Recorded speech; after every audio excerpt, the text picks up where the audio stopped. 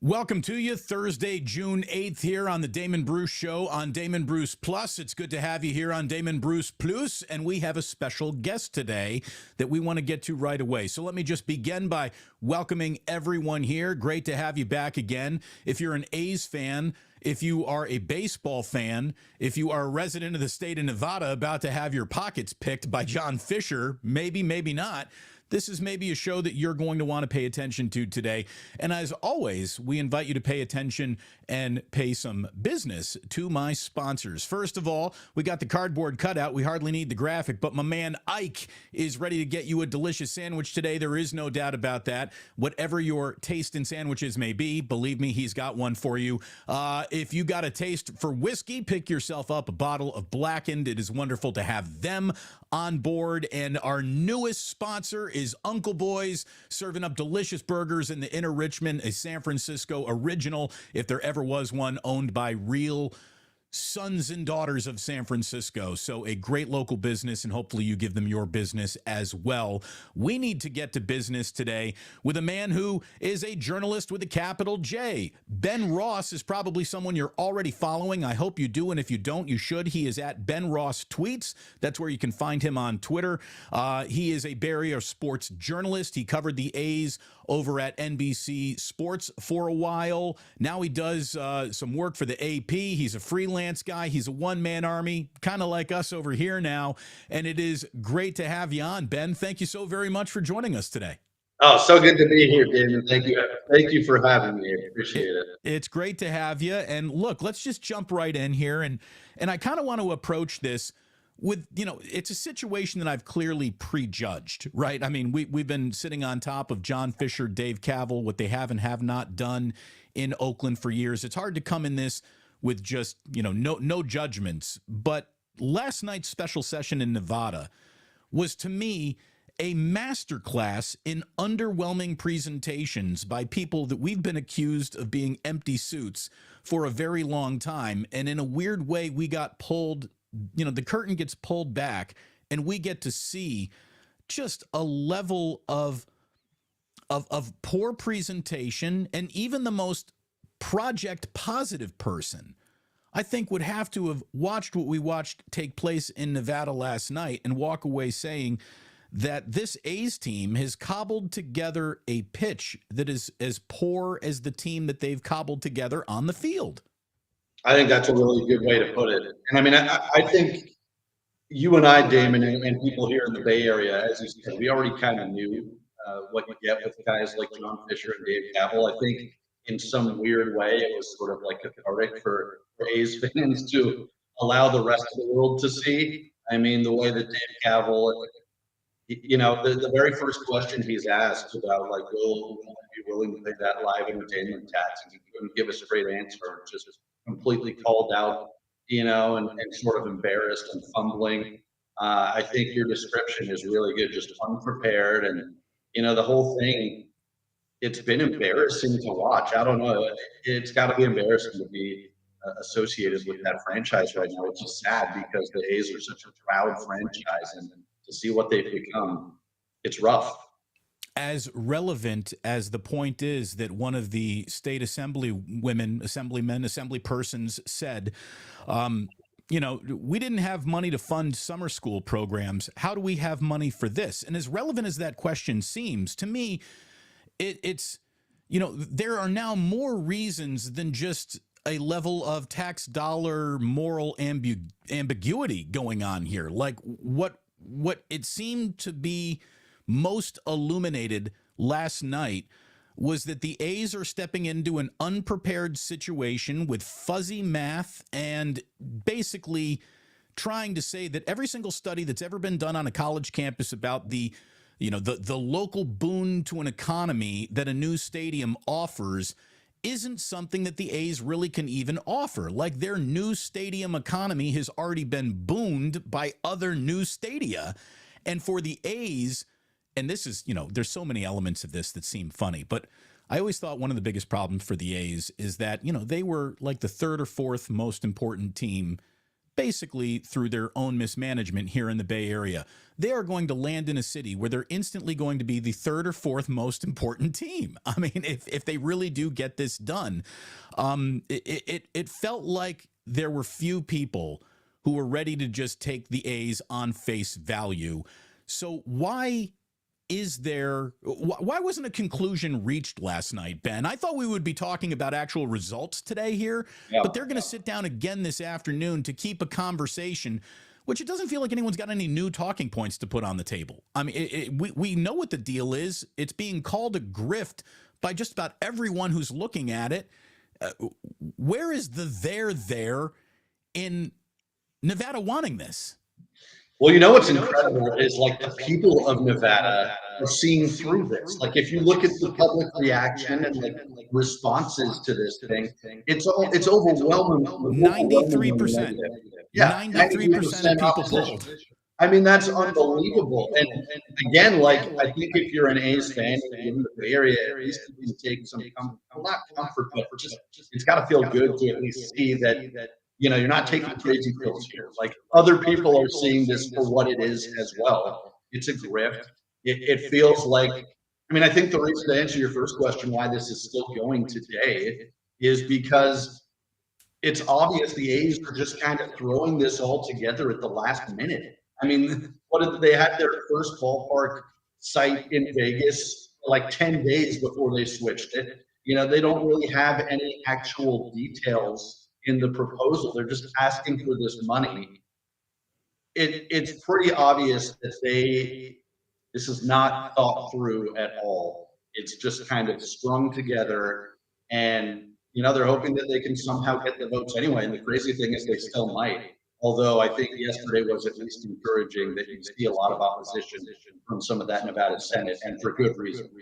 Look, we live in a world where it's, Republicans versus Democrats on a national level, on a local level, but it would really seem like this would be one sort of bipartisan, easy to agree on decision because everyone's looking at this and just saying they're not ready to even do this.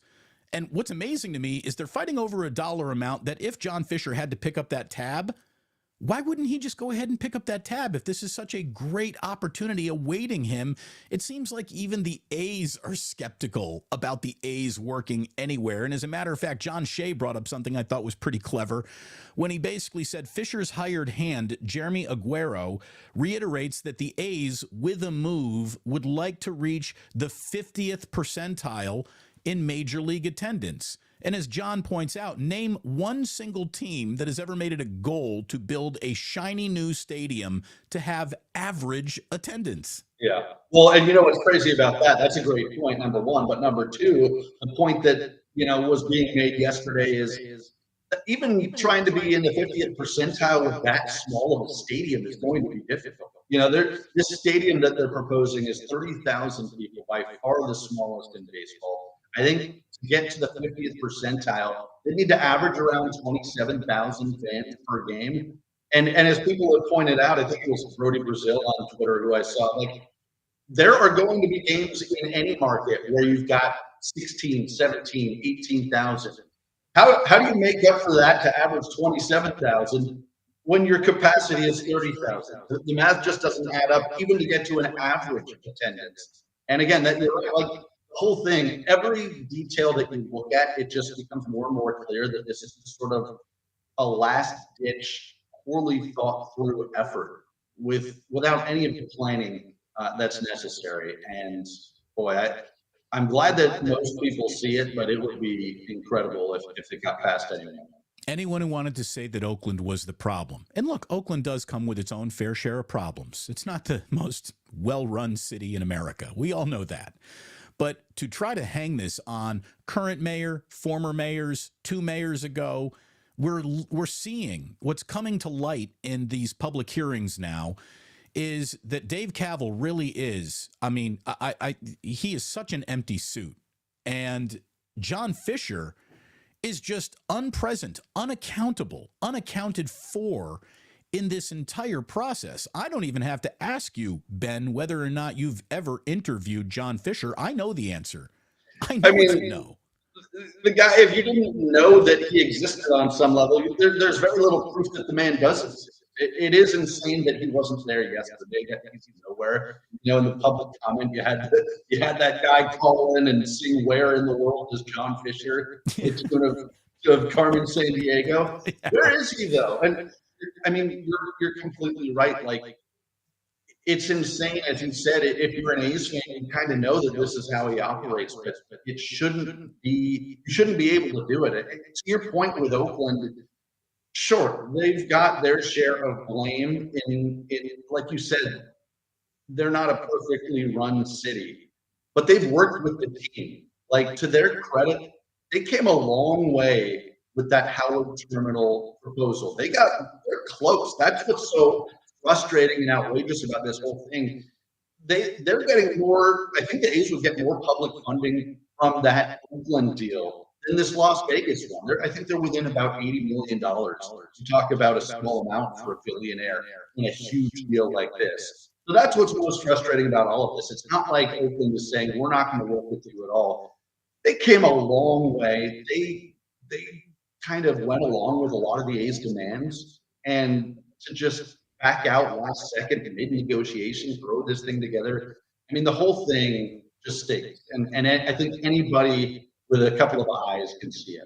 I actually think that, and this is just my theory, that the A's sort of intentionally wanted the Howard Terminal project to be such an undoable poison pill that the closer it got to actually looking like it could happen is what made the A's just rapidly back away from the negotiating table, blaming the other side when the other side was being accommodating. I mean, I really don't feel, and last night I believe was a masterclass in what bad faith negotiations really look like. If they were that unprepared and that out of order in the new place that they were desperate to do business with, how must, thumb up their own asses must they have been every single time they sat down to negotiate with Oakland, a place that they didn't really want to be in the first place? It's just kind of amazing.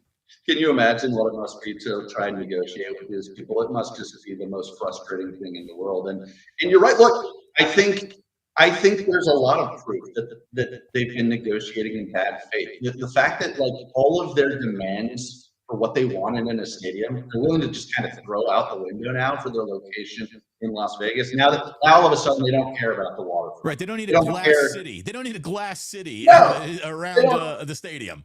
It's fine if they open in 2028 now, which was untenable, they said in Oakland. Like, they're fine with whatever it needs to happen. I mean, there's just so much with this current spot in Vegas that even makes you think, if you're willing to do this, there's no reason that you can't rebuild at the current Coliseum site. Like, all of the stuff that they said that they wanted, they're just throwing out the window all of a sudden. Ben, on a night full of holy shit moments, to me, one of the biggest ones was when Stephen Hill, who's lobbying for this deal, said the local government will be held responsible for any building updates.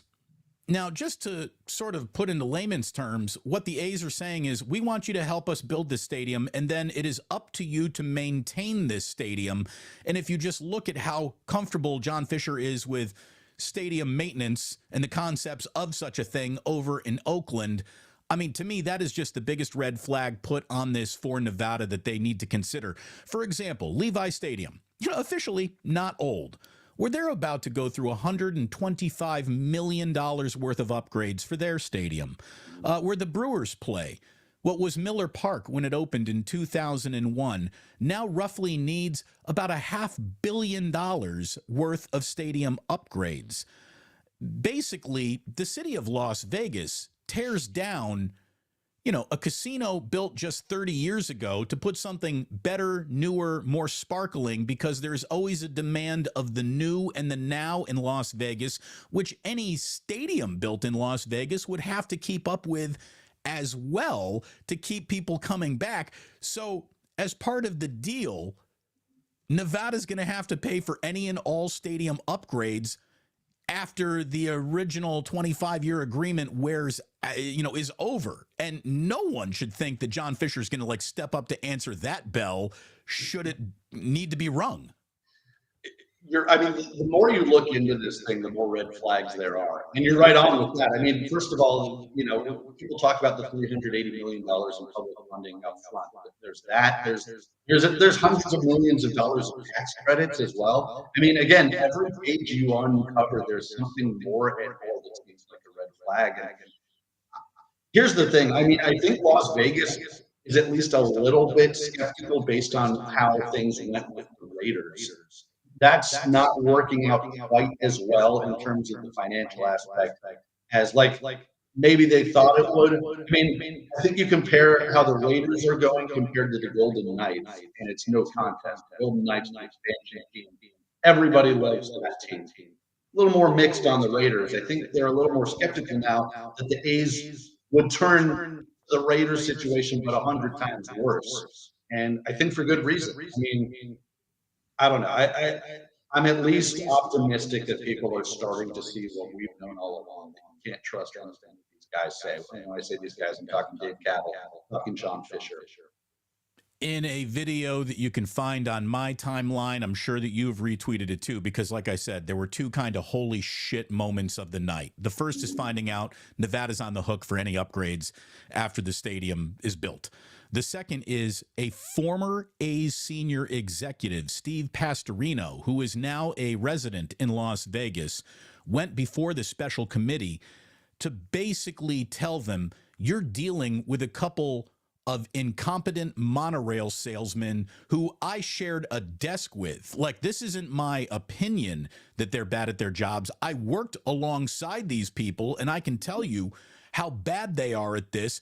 I mean, that is the ultimate. The call is coming from inside the house in a horror movie moment I've seen in any element of public negotiation in a really, really long time.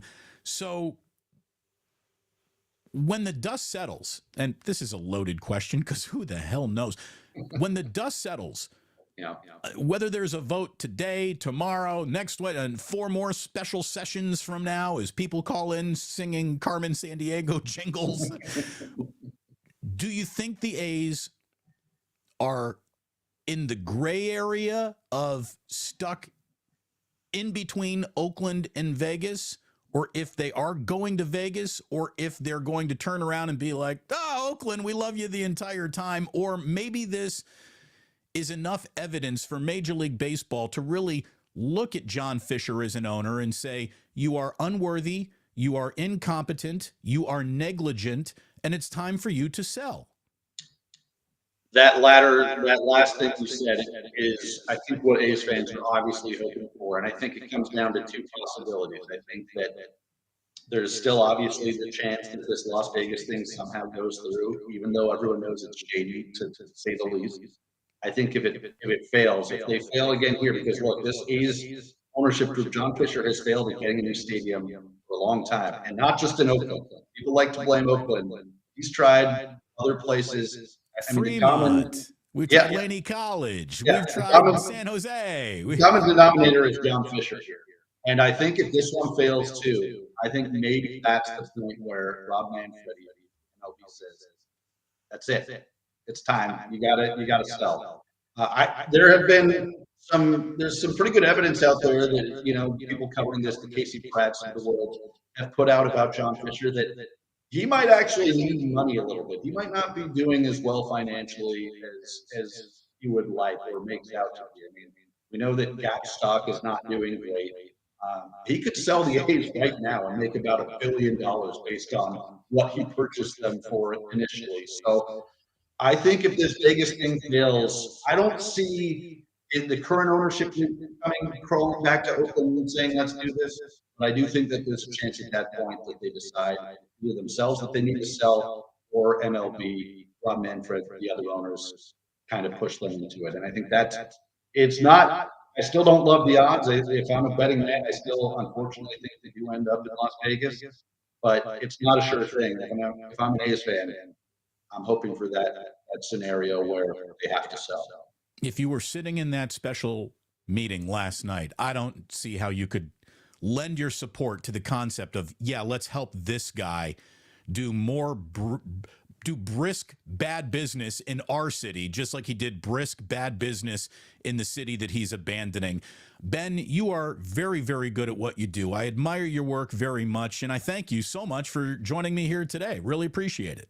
Hey, man, thanks so much. Right back at you. Keep up the good work. I appreciate it. Thank you so much. Ben Ross here on the Damon Bruce Show. We really appreciate his time this afternoon and thank him for stopping on by. The guy is really good at covering this thing. Again, he's got the passion that a journalist needs to have, but he covers it dispassionately. He's not rooting for an outcome. He's just sitting here covering this bad boy like a journalist with a capital J. And like I've said, and I admit, I'm coming into this with prejudice against the A's, prejudice against John Fisher, prejudice against Dave Kaval.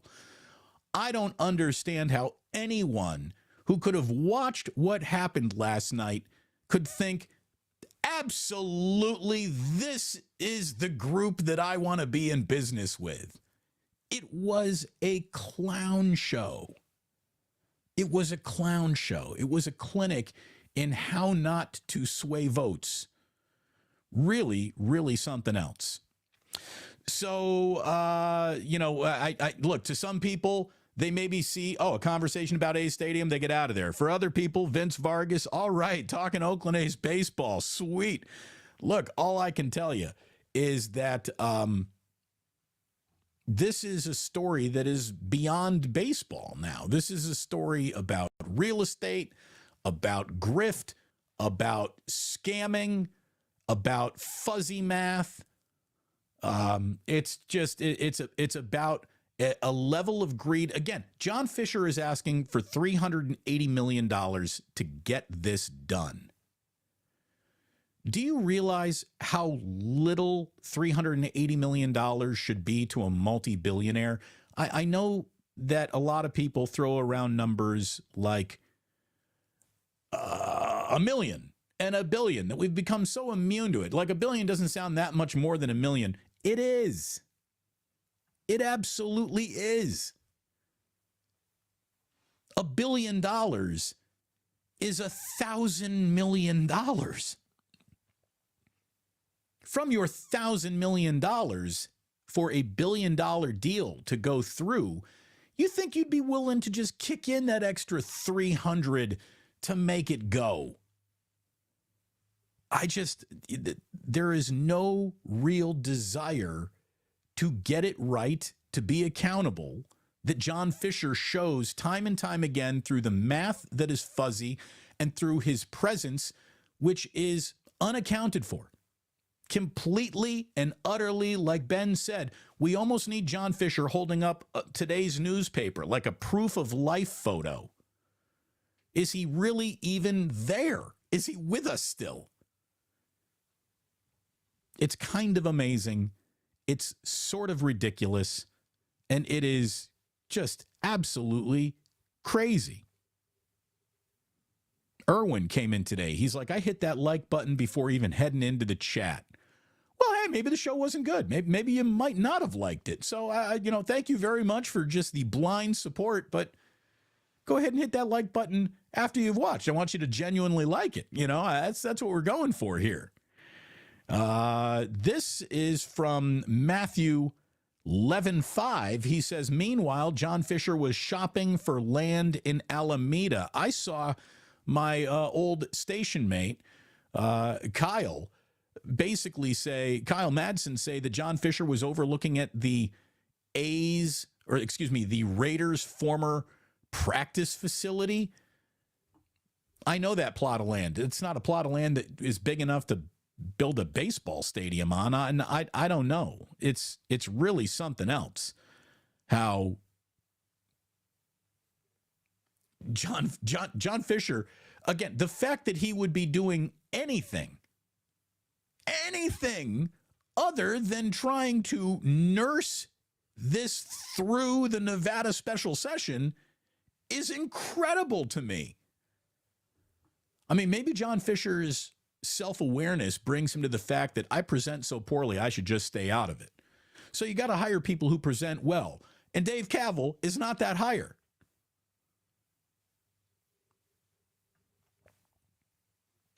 Nathaniel Richards says, I watched some of that special session last night. They had no answers for most of the questions the legislature had. It was embarrassing. Again, folks, this isn't my agenda. This isn't what I am telling you because I've made up my mind what I want to happen.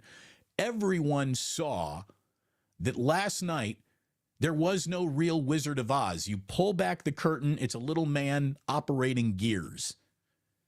That's what you saw. This is not a big major league franchise that is gonna maybe come to your town. If you vote this way, you're going to have this monster of a major league franchise coming. What you saw was little men operating on a shoestring budget at all times. It was embarrassing. It was so embarrassing.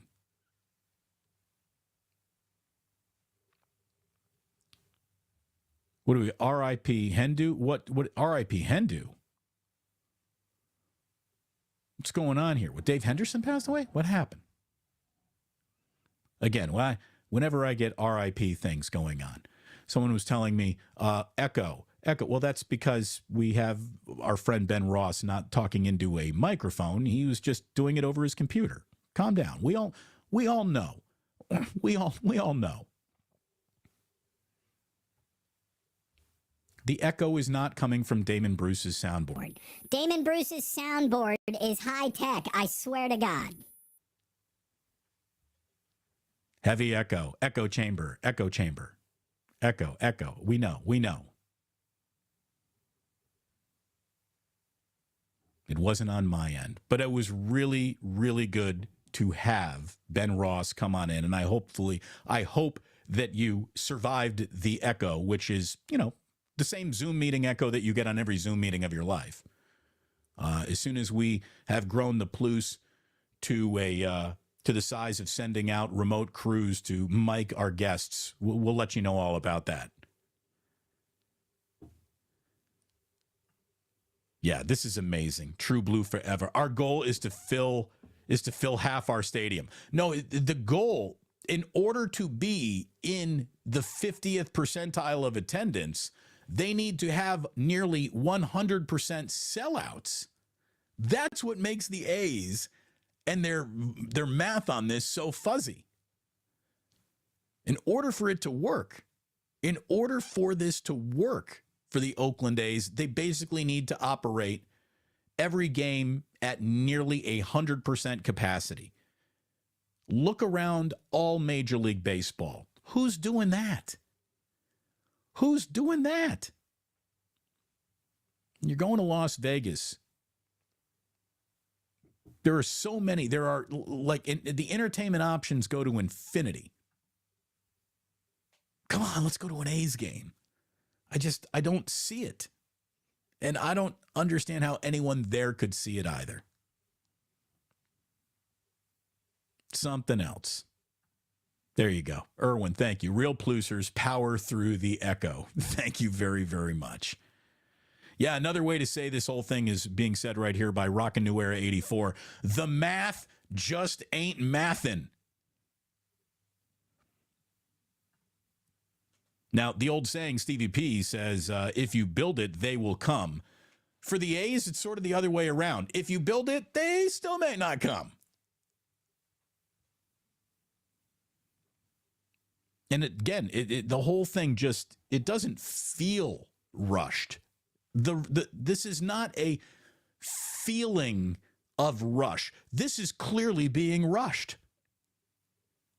It's being ramrodded through a legislature that is really now looking at this going, I don't know.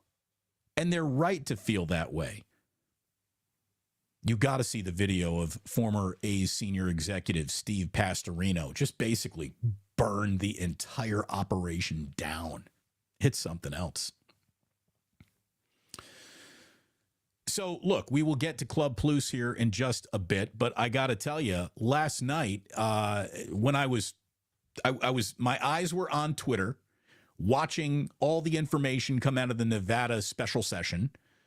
And my eyes were on Game 3 of the NBA Finals. And if your eyes were on Game 3 of the NBA Finals as well, what you saw were historic performances that fueled a now 2-1 series lead for the Denver Nuggets. Nikola Jokic, and this is not being a prisoner of the moment. This is not because it just happened last night and I want to talk about it now. This is the truth.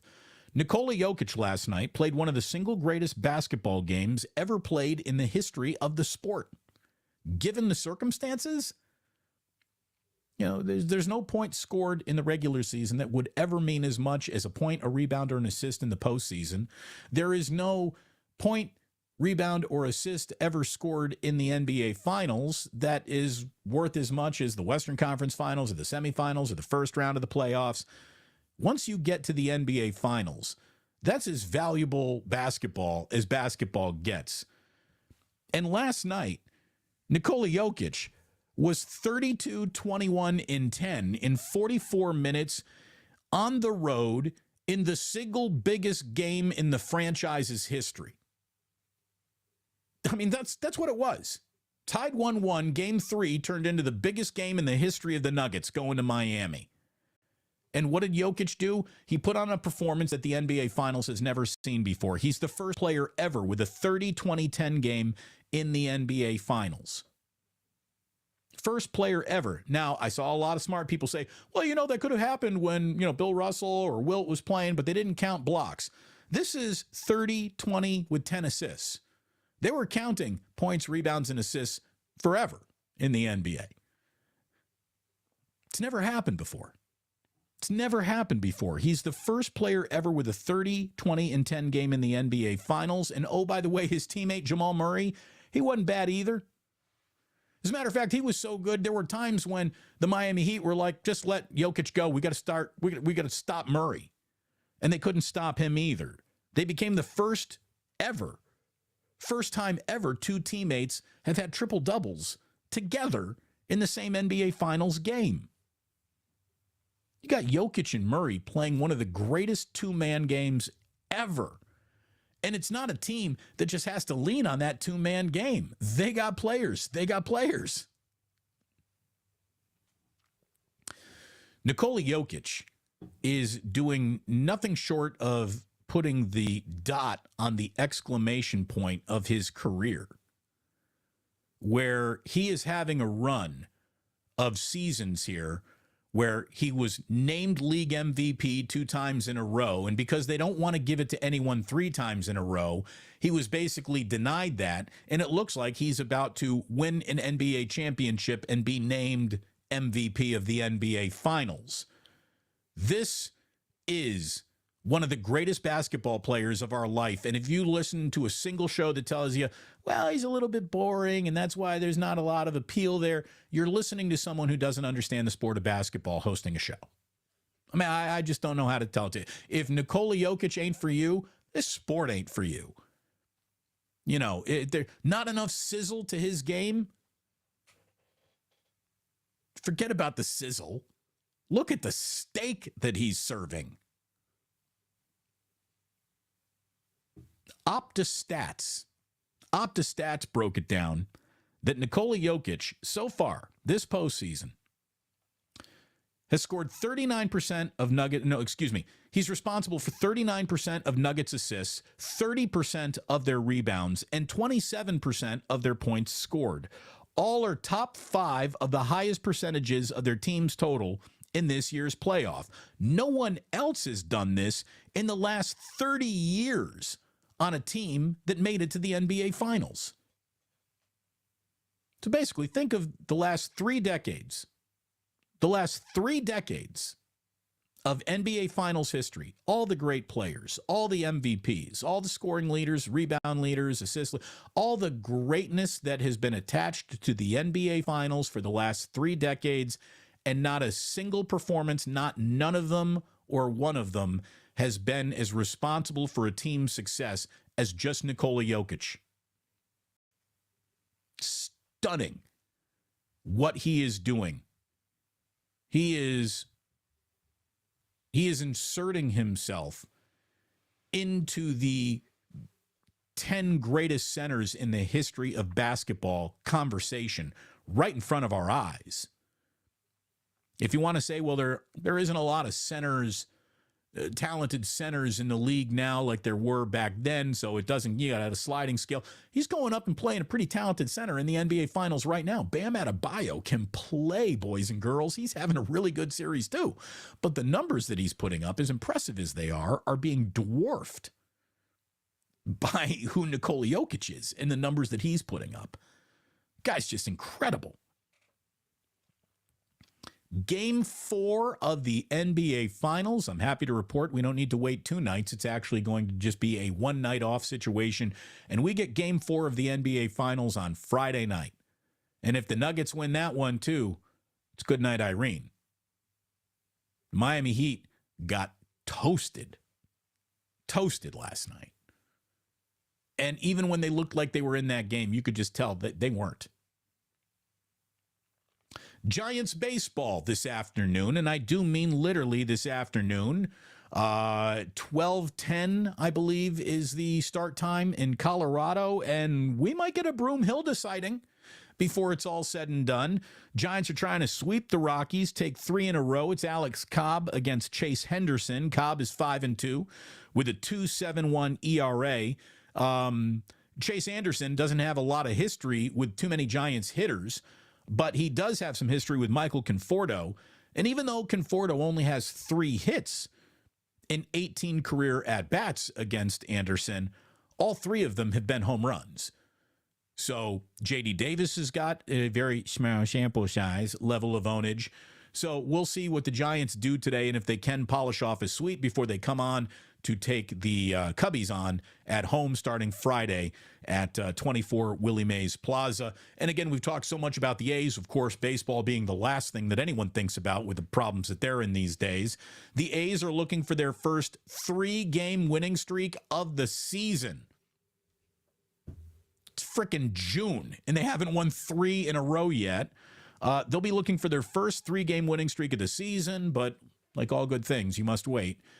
They have a day off today as they travel to Milwaukee. So they're going to have to win in Milwaukee tomorrow to have their first 3-game winning streak of the year. If you have the interwebs, you have seen basically the entire East Coast is under that same crazy orange sky that was served up to us in the Bay Area a couple of years ago when all the wildfires were bringing so much soot and ash into the air. We had a blood orange sky over us. I thought, man, that was incredible marketing by the San Francisco Giants. How did they do this? Well, it's happening to the East Coast right now. New York City, Boston, they're considering, like I heard that the New York Giants took practice inside. The Washington Commanders brought football practice inside. Are the Yankees playing a doubleheader today or not? Or is it scheduled for Friday? They're worried about air quality and air condition all over the East Coast, so much so that the Washington Nationals postponed their game today due to air quality in D.C. So Mother Nature, she ain't happy with us. That's all I can tell. Look at it this way. If you walk outside and you see a blood orange sky that's nothing like you've ever seen before, and you want to get into how much, climate change might not be really happening, like, okay, you go ahead. You go with that. You go with that. I'm going to use my own 2 eyes and tell you that in my entire life, there have been plenty of forest fires, big ones. Never turned the entire sky orange before. I mean, I'm not a meteorologist, but holy shit. What the hell's going on? One more baseball note, because I just freaking love baseball. I think the Dodgers are beating their pants off this afternoon, but the Reds had a very emotionally charged and rookies hitting big home runs charged win last night over the Los Angeles Dodgers. Will Benson and Ellie De La Cruz each hit their first career home runs in the same game, and De La Cruz nearly hit his home run out of the stadium. I mean, that thing landed in the last row of the bleachers in Cincinnati. It was measured at 458 feet. I mean, it was a freaking bomb that this top prospect 6'5" kid just hammered. I mean, that was more than a home run. That was a freaking statement. You would think, like, that's got to be the first time in maybe, like, if not baseball history, Reds history, that two guys have hit their first career home runs in the same game. Well, the Reds have been playing baseball so long, it's actually the third time that that's happened. The first was back in 1907 when Hans Lobert and Mike Mowry, I don't know, they did it together. And then in 1893, it was Frankie Motz and Tom Parrott going back-to-back in the same game as rooks. So I do love baseball, and I love how you think, well, hey, you know, baseball, they've never seen that before. Actually, this is the third time it's happened in just one organization, and they've been playing baseball forever. It's amazing. Before we get into Club Plus, I want to wrap up with this. Thank you so much for supporting me. Having all of you hit that like button, hit the subscribe button, and tell your friends to subscribe means an awful lot to me. It means an awful lot. It's the lifeblood of the success that we are or are not going to have. So I'd love any word of mouth advertising that you feel comfortable giving Damon Bruce Plus. It means an awful lot to us. And if what you're doing isn't enough to make this thing grow fast enough, apparently all I need to do is go out and sign Messi. Have you seen the impact that Messi has already had? Lionel Messi moves the needle like no other athlete in the world since, I mean, we are inside of 24 hours of him basically agreeing to join Inter Miami and MLS. Well, Inter Miami now has more Instagram followers than any NFL team, any Major League Baseball team, any hockey team, or any other Major League Soccer team, of course. In the last 24 hours alone with this Messi signing, they've gained 4 million followers. I mean, I don't know what they're paying him, but he's already paid it off right there. Inter Miami can communicate to the world faster by pushing send on their Instagram page than any NFL team. That is absurd. Sway in the conversation. Wow. So Messi, we'll try to book him. Hopefully it's not an echoey interview, but we'd love to get him on here. Oh my God, does that guy move the needle? I heard Club Plus moves the needle, moves the dance floor, and we're about to move on in. Thank you so much for tuning in. If you're listening on the podcast, means an awful lot. Make sure you go ahead, you subscribe to it. You're downloading this bad boy on a daily basis. Really appreciate Ben Ross stopping by today and appreciate you stopping by as always. Thanks so much for tuning into the Damon Bruce Show. And please do remember that sports don't build character, they reveal it. And like that, he's gone. But he's not.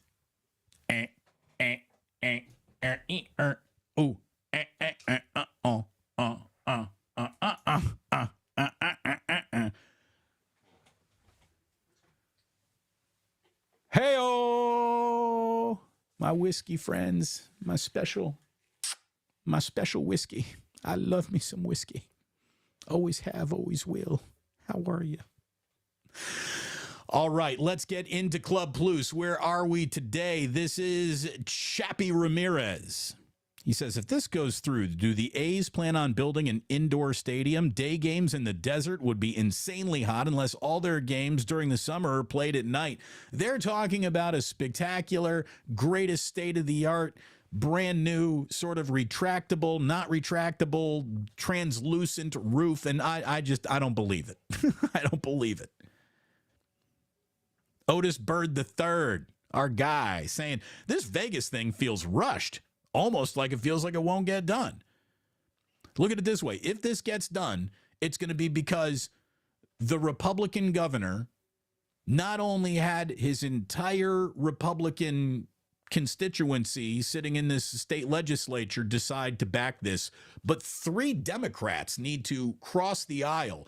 I don't understand how anyone, Republican, Democrat, anybody, could look at the numbers and the presentation that the A's put out in public last night and think, yeah, let's do business with them. It was so bad. Again, I'm a sports talk radio host, right? I'm a sports talk guy. I don't sit in a lot of big meetings. I never have, never will, never want to. Like the corporate world just is so unappealing to me. I hate meetings. I don't understand how anyone could sit through that meeting without just going, this is all bullshit. You know, someone saying, well, you're out of order. You're out of order. Whatever. You know who's out of order? This team asking for this when they haven't even done their homework on it. They haven't even done their own homework assignment. Go ahead, you smash that like button, boys and girls. I think you got to like this by now, right?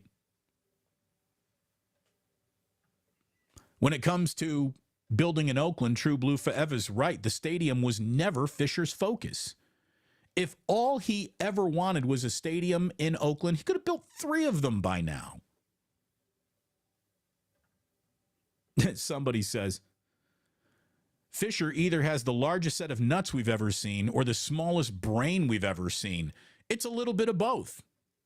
It's a little bit of both. And it's only the kind of confidence that comes with daddy's money. And he's so cavalier about asking for money because being given money is the only life experience he knows. R.I.P. Cougar Rebel says, look, the lady at the Nevada meetings was really out there with a crying baby in her arms. Well, that's what happens when you call a special. Here's the thing. The legislature thought that their entire session was over. Then they're called back in to deal with a billionaire who won't even show up, asking for money he can't even prove that they are worthy of receiving. And they're making everyone work overtime to decide on something that they basically said, yeah, we need more time and you need more time to put this together. That woman was in there with a kid in her arms because she didn't have any child care. But the fact that that baby was crying was just so perfect. I mean, it just showed what a poorly planned thing this whole is. It's not working out or lining up for anyone, I guess would be the point there. A crazy horse strip club in the stadium. Do it. Nah. I mean, you don't want to be like, all right, honey, you watch the kids. I'm going to go get a beer. And that beer comes with like a 3-song lapper. By the way, how much? Just if you've ever done, drink math in a strip club, how much would a beer and a lap dance in a Major League Baseball stadium cost? That'd be like a $500 transaction.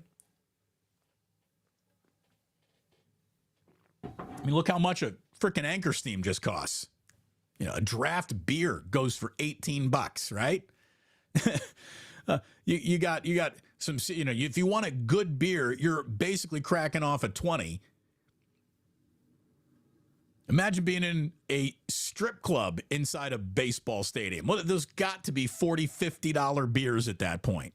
So I don't think that that's going to happen. Johnny Bell, who asked about the $25 million upgrades at Levi Stadium. You missed a one there, Johnny. Johnny Too Real. Sorry, not Johnny Bell. It's $125 million that they just borrowed to upgrade the stadium. An owner's, it's basically suites for the ultra wealthy, and then scoreboards, which, if you wanted to ask me, what's the one thing that there should be no complaining about at Levi Stadium? What's the one thing they actually got right? Their scoreboards are fine. Their scoreboards are big. They're crystal clear. They sound great. I don't know why they would need to upgrade those scoreboards, because they're the only thing about Levi Stadium that I think, all right, no complaining about that, but they're going to spend money on that. But no, there will be no shade. There will be no respite from the sun. They're not getting that right. And they can't. And you know what they also knew? They knew that they were building a stadium that was sitting under the brutal sun, because they've been practicing in Santa Clara for 30, 40 years now.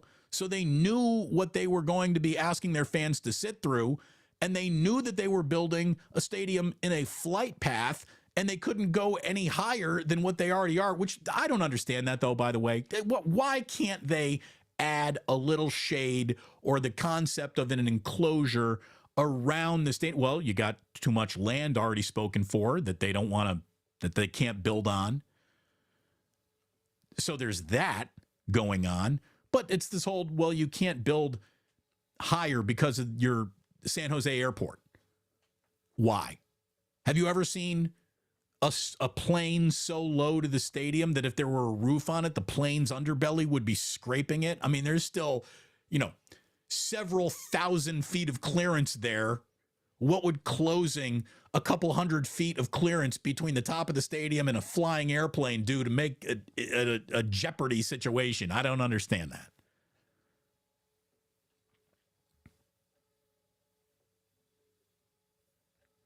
Here would be a good name if the A's do indeed end up in Las Vegas. The Cirque du Soleil's. Sugar Shane 555. I think you might have won the chat today. I think. Do we have a? Do we have a? How do you win the chat here? I mean,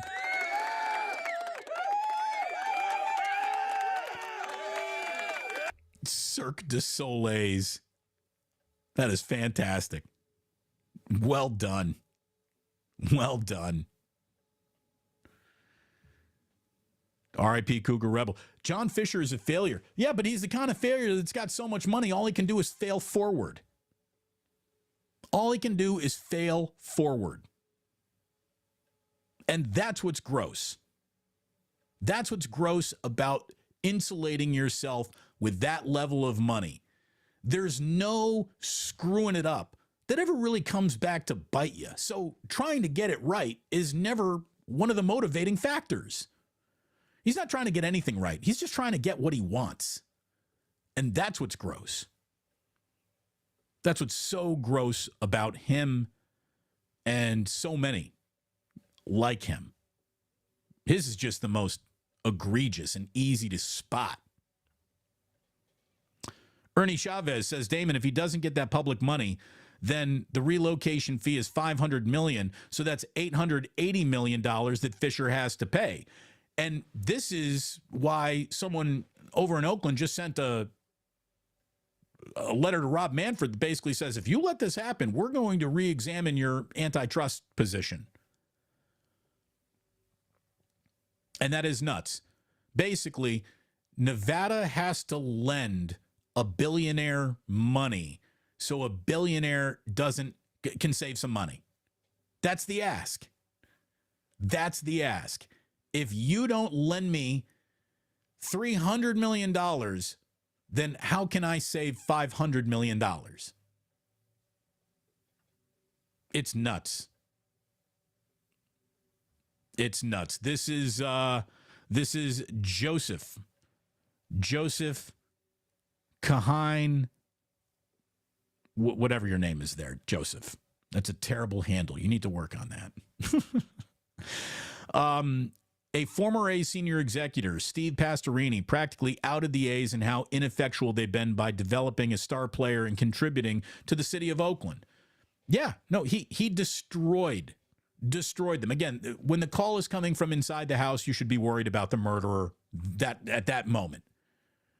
And what he went up there and said, like, hey, I worked closely with these people. I know how they operate. They are dishonest and they have empty promises and there is nothing going on but the rent with any of these people. It was devastating. You'd think that little bit of testimony alone would be enough to actually end this thing. Why they couldn't have taken a vote last night saying, you know what, we've seen enough. We've seen enough. And this just can't happen. There were assembly men and women just tearing the A's apart. Just tearing them apart last night. To get anything done, a deal like this, you need a little leverage. What's John Fisher's leverage in any of this? Because I'll tell you what, he has so hung himself out to dry with City of Oakland that if he can't hammer this through in Nevada, where are you? You're stuck in a city that you've all but abandoned. What's next? I think what could be next is having to sell the team. So I pray that this doesn't go through. It's not a good deal for anyone. Kathy saying, Damon, really appreciate you doing this show today. Well, thank you, Kathy. I mean, this is, the A's can't really join the conversation as a baseball team, but the conversation about bad business in a real estate deal that is one of the dumber things anyone's ever seen or looked at, it's fascinating to me. It's absolutely fascinating to me that this is all happening again. And I just don't think that for the Las Vegas Strip, which is, the mantra is the house always wins, why they would get into business with someone who is stacking the odds of success against them is insane. Speaking of insane, Joker was last night, indeed drew down. Jokic is a bad, bad man. He really is. The guy is fantastic. He's fantastic. And anyone who wants to tell you that he ain't sexy enough to capture the imagination of basketball fans, they're not really basketball fans. They're like, if you don't think Nikola Jokic is entertaining enough, you're the type of person who follows the NBA to watch players walk in ridiculous outfits. Like, you're all about league fits. You're not interested in basketball because Nikola Jokic is the single greatest basketball player living on the planet right now. That includes Durant, LeBron, Steph, all of them. Jokic right now is better than all of them, and he's certainly better than Joel Embiid, who they basically decided to give an MVP to because they decided they couldn't give Jokic a third straight MVP, and you only get a third straight MVP if you are the cream of the cream of the cream of the cream of the cream of the crop, and no one could, they couldn't be him. Could not be him. So it wasn't him. So for him to win a title in the year where he should have been named an MVP for a third time in a row, like I said, he is throwing down one of the ultimate exclamation points in a 3-year sample size of basketball that is unmatched basically throughout the history of the league. Tommy, thank you very much. Dropping a $10 super chat. Jingle jangle. Thank you very much. I bet you Fisher buys the old Raiders facility if the building includes an overhead projector that Al Davis used to fire Lane Kiffin with. Oh, you want to talk about moments in time. Oh, that was fantastic. Lynn Kelly in the house. Apologies for being tardy. Whenever you got to make it work for you, Lynn, we're cool. By the way, we did learn. Lynn's a dude. Michelle Haberman, not a dude, decidedly, but boy, she is one of our brothers, one of our sisters here on the Plus. I love that she's already out supporting sponsors like Uncle Boys, going to Ike's, tweeting about it. Again, when you give your business to one of my sponsors, whether it be Ike's or Uncle Boys or Blackened Whiskey, take a picture, send it to me. I want to see that on Twitter. Go ahead, support me. Support me very much by supporting my sponsors.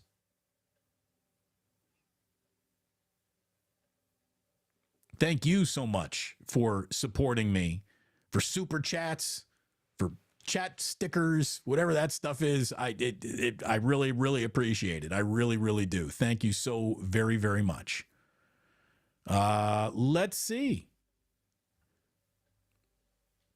Erwin says, time for a little Killers. Jenny was a friend of mine. Look, the minute we can go ahead and afford that, we'll do that. It's going to be a while, I think. Here's what I like. B. Paul 30. Heading over to Uncle Boy's today for a nice Wagyu burger. Yeah, baby. Go get yourself some Uncle Boys. You will be happy that you did. Drew, thank you, brother. Really appreciate it. A little super chat. Jingle jangle right there. Enjoying the live show today. F. John Fisher. Thank you, Drew. Really appreciate it. My sister, Pinky Manning, made it to Club Plus twice in a row. First, I thought your video said with Bob Ross. I got very excited. No, that's Ben Ross. It's Ben Ross. And we were excited about him, but no, he did not paint anything for us. There were no fluffy clouds. There are no fluffy clouds involved with the A's. But I do, my sister and I, we watched a lot of Bob Ross growing up.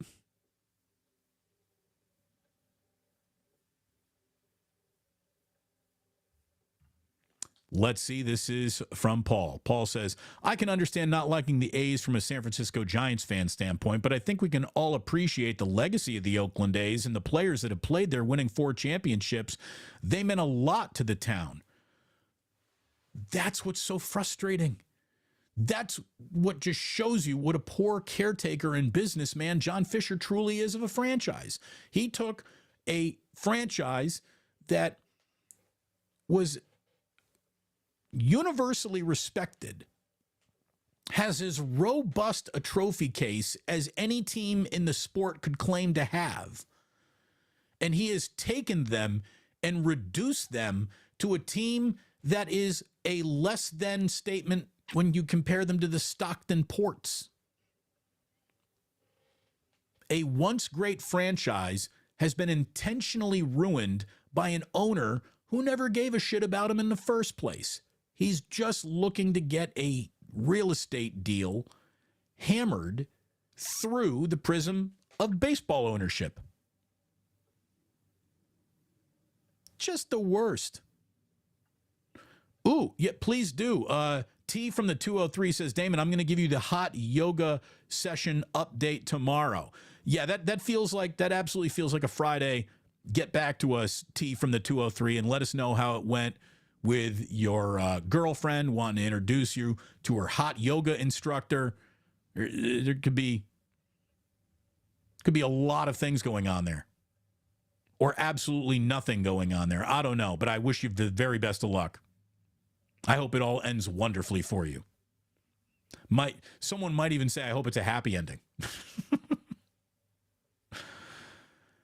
Well, so my man McBride, again, from Denver, he says, the A's or Rockies easily have the worst ownership in baseball. I'll tell you right now, Jason, as bad as Rockies ownership is, I will trade you Rockies ownership for A's ownership and whatever else you want. Like, do you want the Bay Bridge too? Because we'll put that in the trade if that needs to happen. As bad as Rockies ownership is, they so dwarf the incompetence that the A's ownership has. It's insane. Like, look at Coors Field. Just look at Coors Field. That's all you need to know. It's just gross. And by the way, McBride, try not to get arrested when the Nuggets win the NBA title, because it's going to happen. It's absolutely going to happen. T from the 203 says, Jamal Murray is my favorite point guard to watch. Let me tell you, Jamal Murray is still a long way from being regarded as one of the greats of anything, but he has proven himself to be a great postseason performer. Remember bubble Jamal Murray before he tore ACL Jamal Murray? Now he's fought his way back, and this guy's throwing down monster playoff performance after monster playoff performance. He is special. And McBride, you are right about this. Joker is the best in the business right now. He is. He is. Absolutely just remarkable. Hey, Damon, can you sing Jenny Was a Friend of Mine a cappella and not get in YouTube trouble? Yeah, I don't believe me singing is trademarked, but you don't want that. And it's the guitar crash at the beginning that is really the oomph of the song. And so without that, what do we got? To get back to no Bob Ross, but Ben Ross today. Yeah, John Fisher is not a happy little accident. No, he's not. No, he's not.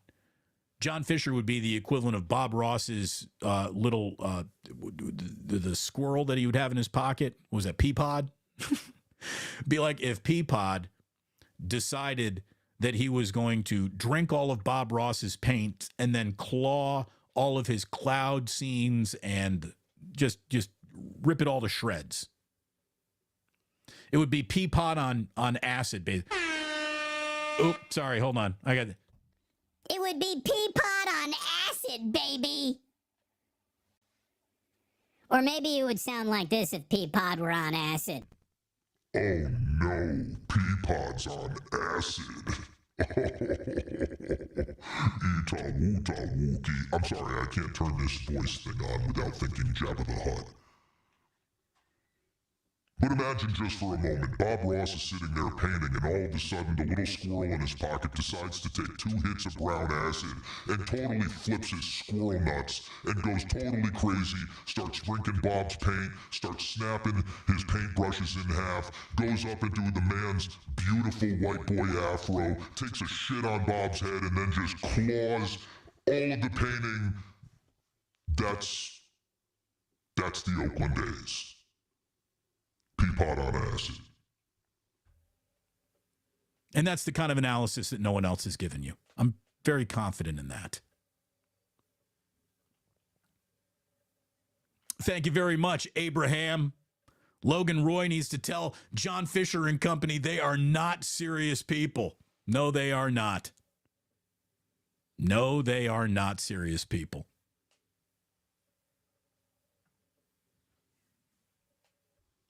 The voice thing reminds me of Will Ferrell in Old School.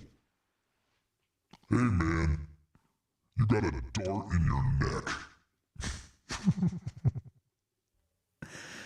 neck. I like my new toy. I really do. I like hanging out with you. Thank you so much for hanging out with me today. We'll be back to wrap up the week with a Friday show that's going to have a little bit of everything as we get you ready for your weekend involved. It was good to have you here. Thank you very much for joining me. It means an awful lot. And all I can tell you as we wrap up today's Club Plus is you don't need to go home, but you can't stay here. Thanks so much for tuning in once again.